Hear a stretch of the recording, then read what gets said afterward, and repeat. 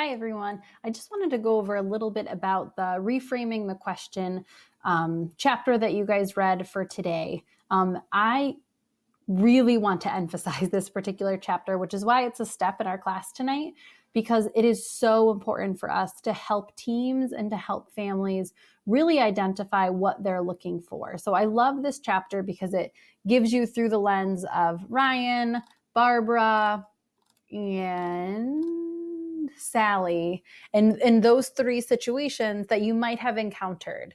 And I think that that personal experience kind of bias that we might have in schools is also really important to think about.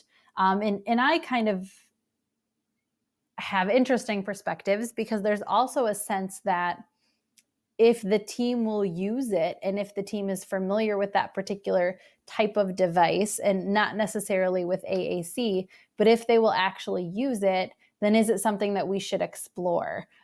All too often, as we go into more on assistive technology implementation, we really find that oftentimes it's not used or it's not adopted. So I love the three scenarios. So I want you to sit with these and think about if there's any situations that you've encountered personally that are similar to these three scenarios, and how could it have been addressed? And I'll write this in the steps so that you guys can chat about it on Padlet, but really thinking about how can we use data to answer these questions? And this portion of the reading is really powerful, and I want you to sit with, and it really should resonate with you, because in such a subjective field, in a subjective area, we want to make sure we can frame it in tangible data so that we can make a good decision, because there are many tools that might make some element easier or some element better. And we really want to make sure that we are focusing on the data and on the support and answering a very specific question.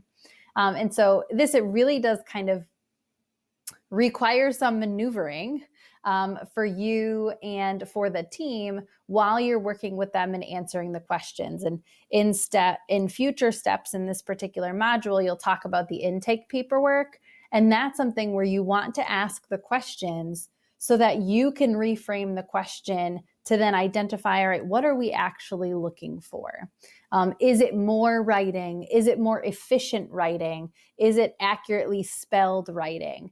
And really finding, for those of you who took 517, that unit of analysis, right? How are we going to collect data and then demonstrate that assistive technology is going to support the student in this particular area?